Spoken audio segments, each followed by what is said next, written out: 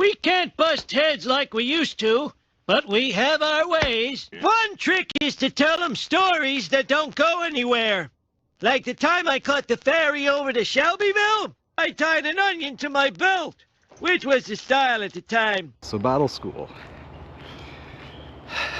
Yeah, where do I start? Chronologically, I guess. I went straight from Saint-Jean-sur-Richelieu on a bus all the way to Meaford. It's a very long journey. It's a very long day. It sucked. I was sick. I arrived at Meaford throwing up into a garbage bag. Thankfully, I didn't have to wait to go. I didn't have to wait for course. I didn't go on Pat Platoon. I just went straight on a course Monday morning. And thank goodness I was feeling better by Sunday morning. As is the tradition in the military, when you show up at a course, the night before you start, which is usually a Sunday night or whatever, you get to meet some of the staff. We met our course warrant. He was pretty cool until we started course. He's also on my Facebook and might be watching this. But anyways, he was cool the whole time. Showed up and basically kind of read us the riot act. He said the course wouldn't be easy. He was right. Didn't expect it to be easy, but I didn't expect it to kind of be how it was. He told us, forget everything you learned. You're in the real army now. Okay, cool. That was our kind of introduction. I don't remember the first bit of battle school. I remember being yelled at for everybody to get in the fucking hallway. Everybody in the fucking hallway. It seemed like it was every 5 minutes. I couldn't get anything done without being in the fucking hallway, lined up. Basically, battle school was a continuation of basic, except more extreme. So again, we had to make our beds, had to make sure all of our kit was secure. Then we had to learn how to polish our parade boots the RCR way. There's the military way, and then there's the RCR way. And let me tell you, the military way has nothing on the RCR. The RCR polish their boots. Now that I'm not RCR anymore, I go back to the military way. It works. Sorry to say anyone that's RCR watching this. We also learned the RCR halt, which is a fantastic halt. But when I went back to the normal calf and left, it took me years to not do the RCR halt. I'd get in trouble. Okay, so as a quick fast forward. When I joined Image Tech was an Air Force only trade. So I had no choice. I had to go Air Force. All of my buddies know this. I told them because they made fun of me, rightly so. Just kidding, the Air Force is awesome. But they made fun of me because I was Air Force now. So I was in blue beret, everything blue. So when I graduated my my Image Tech course, my QL3s, I tried so hard not to do the RCR halt on parade, on grad. Nope, came out. Just drag that leg and stomp it down like it's the end of the, you know. So it took forever to get rid of the RCR halt. Not that I wanted to, but people kept telling me, even my staff was like, you're not in the RCR anymore. And I just kept saying, well, once a royal, always a royal. So, okay, so back to battle school. So the first month was actually what they call SQ, soldier qualification. I didn't know this at the time, but soldier qualification is a month long and it's completely separate from battle school. To me, it was one thing because it was all rolled into one. So we did SQ, and with the exact same staff, we went straight into battle school. Like there was no pause. The only pause was Christmas. So SQ ended at Christmas, and then when we came back, it was as if we were still on course. So unbeknownst to me, I could have gone onto Pat Platoon after SQ and waited for battle school. Thankfully, that wasn't the case again. So same staff, same everything. So SQ, that's where you learn the weaponry. So we started out, it was assumed that you knew the C7. We did, we still did the PWT3 because, or yeah, 1, 2, and 3, personal weapons test. Level 3 is you actually run with the loaded weapon down and you get to a certain point and then you should fire. But anyways, that's neither here nor there. And there's a night iteration to it as well. From there we moved on to the C9, which could have been fun. Wasn't. They kind of broke all the time. Like, I don't know, they were fun. They sucked to carry. They shot the same ammunition as the C7, so it was like, it was cool, but it's just like, nah, it wasn't really my thing. So we had to do a PWT3 with the C9 as well, so a rundown. I was on, oh, yeah, so I was on the second relay when we did this, and I was the second person in from the road. There was one person to my left who had a C9, and remember, I'm on the second relay. So when they say go, you run 100 meters, get up onto the mound, and you start shooting until the targets go down. So remember, second relay, not first, second. Targets popped up, we started running. I got to the mound, I started shooting. And for some reason, I don't know why, for some reason I looked at the person beside me. They started shooting and their gun flew apart. And they were left just with the trigger mech and everything was in the snow.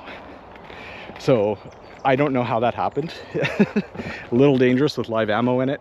But to top it off, he was getting yelled at because he wasn't putting rounds down range, and he just kind of had just the trigger mech, and that's it. Everything else was all over the place.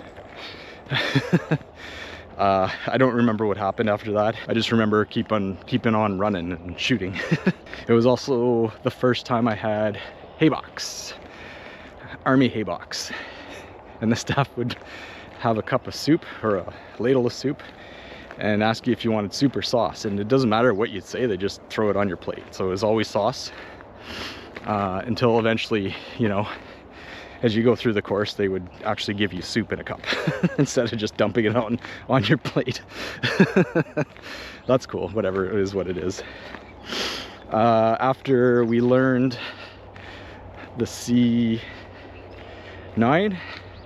we went into, I don't remember the order, but we learned the C6, which was my favorite, the Carl Gustaf, which is another fan favorite of mine, and the M23, which is a grenade launcher attached to the C7. It was okay, wasn't as I expected, and then we learned hand grenades. So the grenades were cool, but highly disappointing. Whether you're launching them or tossing them, it's not like in Rambo where everything explodes. Like I expected the whole area to be napalmed and everything just flattened. No, it was a puff of smoke. And I was like, oh, okay. Still fun to throw. I mean, it's a deadly weapon. You get to throw it and it explodes, but it doesn't flatten a whole grid square. Maybe that's a good thing. We also learned mortars. I don't think the infantry has those anymore. I don't know why. They're a fantastic weapon. They're a lot of fun. We learned those at battle school, and then I got to shoot them again at battalion. So that was SQ, and a lot of chin-ups, a lot of push-ups. Obviously, I mean, it's the infantry, right? The one day, the one night actually, I think somebody pissed off one of the instructors. I don't know what they did or why they did it. He yelled at us to everybody grab one snowshoe, and I think this was like in January. I don't remember. There was a lot of snow. Meaford gets a lot of snow, but grab one snowshoe and fucking get out on the parade square. Okay, cool. So we formed up on the parade square, and he said, "See that snowbank?" And we're like, "Yeah." It's like, "I want that snowbank moved from there to over there. You have one, and you're not." What did he? I think he gave us an hour to do it. It was a pretty large snowbank, and we're like, okay. So we actually did it. We worked together. We moved this massive snowbank in an hour with a snowshoe. Now, here's the real funny part. When you use a snowshoe as a shovel, it doesn't really work out. So all of us broke our snowshoes. There wasn't a person that didn't, because we use them as a shovel, but we also use them to hack the ice, because as you dig down, you know, snow compacts and it gets, anyway. So everybody had a busted snowshoe, everybody. So the next morning, one of the instructors came in, not the one from the night before, yelled at us to get the fucking hallway. So we did. Everybody grab your snowshoes, we're going out snow rucking. We're like, okay. So everybody grabbed a snowshoe and we were holding them up. Everybody had one good snowshoe, and everybody had a busted ass wrecked snowshoe. And the instructor, what the fuck? Why does everybody have a busted snowshoe? So we told them what we did. We moved a snowbank. So he was pissed. So instead of, we just went for a normal ruck, but afterwards we'd spent the time at the CQ, company quartermaster, getting new snowshoes. So that's how we spent our morning. I'd like to also point out that was the first and last time I ever moved a snowbank using snowshoes, or really ever. So I feel like that wasn't a popular form of discipline. So like I said before, we took a break in the middle of it all for Christmas. So that was like 2.5 weeks or 3 weeks off, which was good, but not good because it kind of dragged it out. Good because we could finally get away from Meaford, because like basic training, we were confined to base for the first month. We couldn't even go to the Canex. That was literally just outside our shacks, but we weren't allowed. So eventually we were given all that freedom. But then we went on Christmas leave, and that, yeah, that was a blessing and a curse. A blessing to take a break, get away. A curse when you came back. So our first morning back off Christmas leave, a 10K run. Yeah, so the officer took us all out for a 10K run, first morning back. And we were strung out for kilometers because everybody had different levels of PT and fitness. I, for one, did not do PT on the leave. I was kind of in the middle of the pack. I wasn't at the back, and I definitely was not at the front. I wouldn't be anyway. I was never a strong runner, even when I was in boxing in high school, I couldn't run. That's just how it was. I didn't have a lot of good cardio. Even when I sparred, cardio was not a good, and I tried to work on it. It's never a good thing. Anyways, so that was our first morning back, 10K run. Everybody spread out all over the place, and it was dark because, I mean, it's, you know, January. As we moved into the cold, long winter months, we learned fieldcraft. We learned the claymores. I never got to fire a live claymore, just the practice one. I think they had like 1 or 2 live claymores, and they, through whatever methodology whoever they chose to do it, which is fine. I didn't really want the responsibility of something going wrong. Towards enemy. It's always towards the enemy. There's a reason why that's on there. Anyway, we also went to the C6 ranges. That was a lot of fun. Just shooting that thing off for the first time. My God, that's power. That's a lot of power. That's my favorite weapon. I don't really care for carrying it, but that is what it is. On our offensive exercise, I was the C6 number 2, which was kind of cool. You just kind of feed ammo into the gun. It was good because, yeah, I carried all the ammo, carried all the belts, but the cool thing about it was my job was to feed ammo into the gun and keep it operational, which means I didn't shoot my C7, which means I didn't have to clean it. Our first field X was called FTX, probably field training exercise, whatever, and it was January. They're like, hey, we're gonna learn how to do 10-man tents. Like, we did that at basic, but we're gonna do it Arctic warfare style. And the only thing I remember thinking was, well, who the fuck would camp outside in the winter? Like, to me, that was a completely foreign concept. It never even occurred to me that was even a thing, despite, you know, being at basic training. So it was kind of a naive and dumb thing to not even consider, but hey, whatever. So we learned toboggans, we learned tents, we learned how to tactically move those things around, and we learned how to pull pole. Pull pole, pull pole, pull pole. What pull pole means is when you have your 10-man tent up and set up and you're sleeping in it all nice and snug in the winter, the -30, and you have a little tiny stove that kind of keeps it warm, but it's better than nothing, and you hear pull pole. Pull pole means you have to tear everything down, pack it all away, and move. We did that a lot. We pulled pole a lot. I think that was the whole purpose of that exercise, was just to move tents around. I don't really remember much else. Aside from like radio procedure, a friend of mine getting court-martialed in the field for a rusty weapon, and I remember learning section attacks. We learned section attacks one day in a blizzard. I couldn't see like I could barely see the person to my left and to my right. So we'd advance to contact, and there'd be like someone would start shooting, like the bad guys would start shooting, and then we'd have to react and do our drills. And we would be, okay, enemy to the front, and you give out your coordinates, but it's blizzard, can't see anything. So people would yell it out anyway just to kind of get it over with, and we would just go through the motions, but it was just weird. I feel like if there's a blizzard like that, you just kind of cancel the battle and come back tomorrow. I don't know. Anyways, can't see anything anyway. That was the first field X. A lot of walking, a lot of pull, a lot of learning how to survive in very, very cold conditions. For the second field X, that was our defensive exercise. I remember walking a long way. We walked for, I don't know, forever. And we went up on a hill and we were told, dig in. Okay, cool. So this is, I think, kind of beginning of February. And traditionally, Ontario has like this thaw period where we have like a warm time.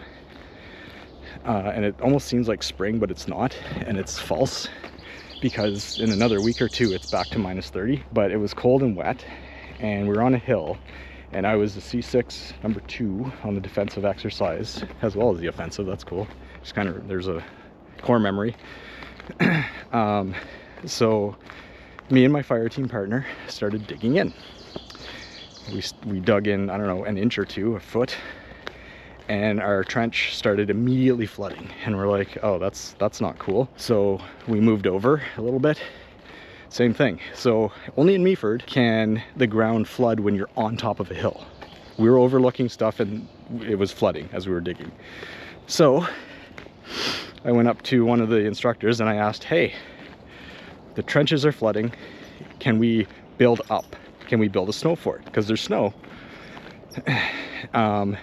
And my argument was, isn't it better to have the gun on up higher than down low, because then we have a more commanding field of fire, a kill zone. Totally agreed with it. Yes, snow cannot stop bullets, but we didn't have to sit in the mud. So that night we built a snow fort, and I had a real machine gun for that snow fort, and that was cool. I think that's almost every kid's dream. So we'd take turns building up the snow, packing it in with ice in the middle of the night. One would sit on the gun, sleep on the gun, while the other kept watch out for the instructors, I mean the bad guys, and then because everybody had to stay awake. Anyways, so the next morning rolls around, we're in our nice comfy snow fort, making sure that nobody's coming up the hill, and we get called in. They bring everybody off the line for breakfast. We're like, cool, hay box breakfast, I'm hungry. So we get in a line and we look at everybody, and everybody's just covered in mud, almost like from here to their feet, because they've been digging in all night, and everybody's just soaked and caked in mud. And if you look, and then you look at us, and we were just like pristine white. We had a little bit of mud on our down below, but we had zero mud on us. So we definitely stuck out. People were kind of wondering, because, you know, when you're on a long line down, nobody really knows what's going on the left flank. And then we told them what we built up. We built a snow fort. So everybody spent the night in water. We didn't, so there you go. Eventually we moved off that hill and we moved into a village. Ortona, I think every village, every training village in the Canadian Forces is called Ortona.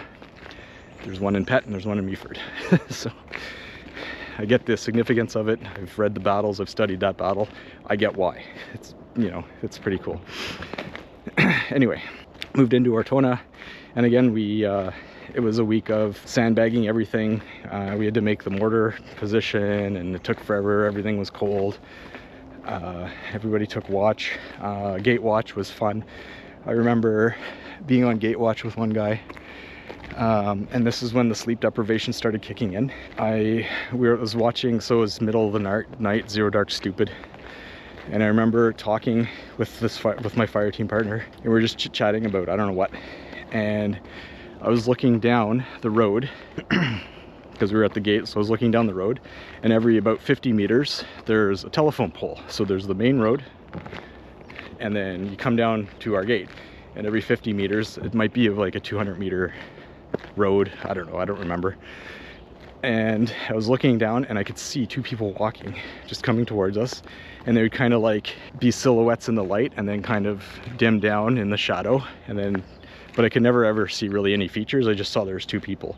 And when they got to the last light, I turned to my buddy, I'm like, what should we do? Should we challenge these guys? Should we shoot them? Like, what's going on? He's like, what guys? And I looked and there was nobody there. There never was anybody there. And I was like, oh, okay. Whew, right. So that exact same watch, we were talking again, and I looked around and I saw a blue cartoon dog about 2 stories high in 2 dimensions. So when it turned, it was like a piece of paper, just run past me. And I was like, okay, yeah, I'm done. So sleep deprivation is a hell of a drug. Yeah, so that exercise ended after the week. It was all in Ortona, but it ended with a fighting withdrawal. So the premise is we get bumped, we get attacked, we have to pack up. Oh, before that we did get a forced rest. So we were forced to sleep for 3 hours. I didn't understand what forced rest meant. I thought it was bullshit, to be honest with you. So I had all my shit in my sleeping bag ready to go. And one of the instructors came around and he saw me. He's like, are you wearing all your stuff in your sleeping bag? I'm like, well, yeah. He's like, why are you wearing all your stuff in your sleeping bag? And I told him, so when you pull some shit on us, I can just get up and go. I don't have to fuck around with boots and shirts and weaponry, and I can just get to the line and fight off whatever you're throwing at us. He's like, no, it's a forced rest. You have to. And I'm like, really? He's like, yeah, we're not gonna fuck with you, not this time. And I'm like, okay. So I kind of got my battle rattle off, but I kept everything on. Everything else on, and sure enough, we had 3 hours of sleep. That led into the final phase of that exercise, which was the fighting withdrawal. We got everything ready, we got packed up. We knew it was coming because it was no secret. They told us it was coming. So we got ready to rock and roll. And yeah, so it kicked off. Came under contact by the players, the bad guy players. And it was, it kind of sucked. Thankfully, it was only, I think, 3 or 4 kilometers of fighting withdrawal. So the premise is you fight while you're running, while you're rocking away, basically. I've heard courses doing 12 kilometers of that, and 20 well, I don't know about 20, but I've heard different distances, but thankfully we only did, I think, 2 or 3. It was wet and cold, because again, it was like that fake spring still. I think I got frostbite on my hand. In fact, I'm pretty sure of it, because there was a point where I wasn't even shooting. I would shoot when the instructors were looking, but I couldn't really hold my weapon. And I didn't go to the MIR to get it looked at, because fuck that, nobody goes to the MIR. Why? Because you don't want to get kicked off course, especially for frostbite. So nope, that course ended, or that iteration ended. We did our fighting withdrawal. It was a Friday afternoon. We took all of our shovels and pickaxes, literally threw them in the shower, turned the showers on, and walked away and went to sleep for a few hours. When we came back, they were of course rusty, so we cleaned them up and put them away. Everything was good to go. We had the weekend to ourselves to kind of recoup and have a beer or 10. After that exercise was the offensive exercise. So that one, from what I remember, we walked again forever. We put up 10-man tents instead of staying in Ortona or in a ditch or in a snow fort. We put in 10-man tents, and it was a little better because we weren't defending, we were offending. So we were there, but we didn't actually have any stand twos. We just had to keep watch at the watch points. It was really more of an exercise to keep warm, because at that point the fall spring was done and it was minus stupid again. So keeping warm was the kind of the thing. We did a final advance to contact and we shot blanks, but for the most part of that week it was just survive. Sleep deprivation kicked in on this one. I was on the C6 looking, I was on my watch at the C6, and I could hear in the forest in the middle of Meaford a carnival with children. Yeah, I could even actually smell the cotton candy. This is what sleep deprivation does. So I could hear, clear as day, as if there was a carnival just over the hill. Full carnival, kids, roller coasters, I could smell it. It was messed up. It was kind of creepy as shit. It was like out of a horror movie. I felt like, Pennywise the clown was somewhere around. Anyway, I had a gun, he didn't. Anyways, after that we did more stuff. I kind of don't really remember it. We did jungle lanes, which were amazing. We learned how to pepper pot, but with real ammo. We did singles, so we did it ourselves, and then we did pairs, fire movement, and then we did it as a section.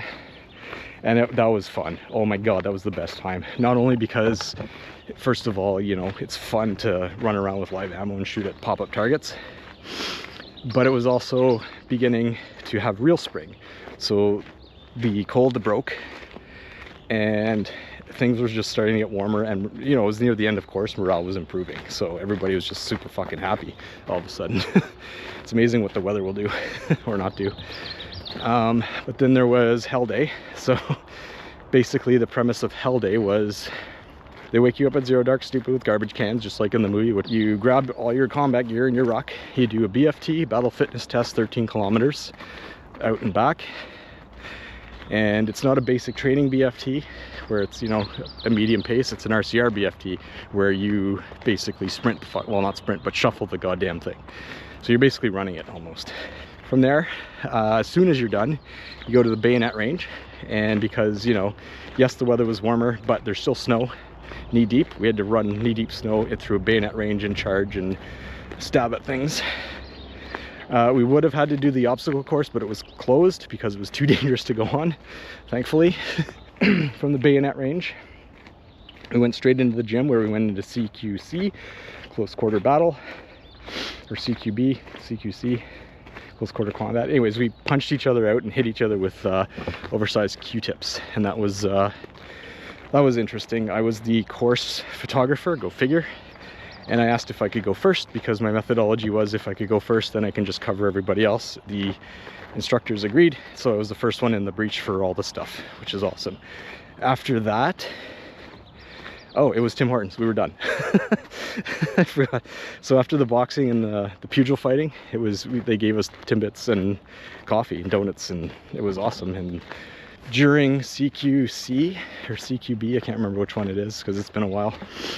During Q-tip fighting, one of the guys broke his hand. I actually got it on video, see if I can find it and throw it in the B-roll. He continued on through everything. When we got to Grad, he couldn't lift his rifle. He couldn't hold it because his hand was broken. And they yelled at him, "What, is your fucking hand broken?" And he's like, "Yeah, I think it is." So off he went and he came back in a cast. So he didn't have to do the grad, like he graduated, but he didn't have to do the grad itself because he couldn't. Yeah, so grad week came around and it was just a matter of learning drill, turning in all our stuff, graduating, and heading off to our next career path, our next career junction. So I remember on grad day, my parents showed up. It was kind of surreal to be there. Very surreal. It was very surreal to put the Death Star on my head because it was the goal for the last few months. So I got there in November and all of a sudden it's March to put that on, and just this feeling of being completely proud. Wondering how I made it through all that because it was hell. I would never do it again. Glad I did it, but it was hard. It was not easy. So it was well earned for all of us. Everybody that was on that grad earned that cap badge. Trust me, they earned it. Yeah, and that was basically battle school in a nutshell. There's a lot of things that my brain is just kind of thrown away because it doesn't want to remember it, but I feel like we don't need to get into that. So yeah, I graduated battle school, and then my next the next chapter of my Army career was to head to Petawawa. I was going to 3 RCR. One of the things that my battle school course warrant told us was, and he's right, was you don't meet people in the military, you meet characters in your story. And that stuck out. And he's so right. You just meet, there's characters. They're all part of your story. I'm sure I'm part of somebody's story. Whatever, it is what it is. But you definitely meet characters in the Army or in the military. So yeah, again, glad I did battle school. I'm super fortunate to have passed the first try. There's a lot of stories of people getting injured. It happened a lot on our course. A lot of people were injured on our course, couldn't finish. That was my main worry, was getting injured. And I told myself, if I'm injured, I'm not doing this career. I'm gonna go do something else. Thankfully, one time made it through. And it's funny because when I went and got a beer at the mess, the bartender, I told her, yeah, I'm graduating next week. She's like, oh, how many times did it take you to go through? I'm like, once. And she's kind of surprised because so I'm super lucky, not injured. So I guess that's kind of why it was surreal to be on the parade square getting my Death Star finally. Give me 5 P's for a quarter, you'd say. Now, where were we? Oh, yeah. The important thing was that I had an onion on my belt, which was the style at the time.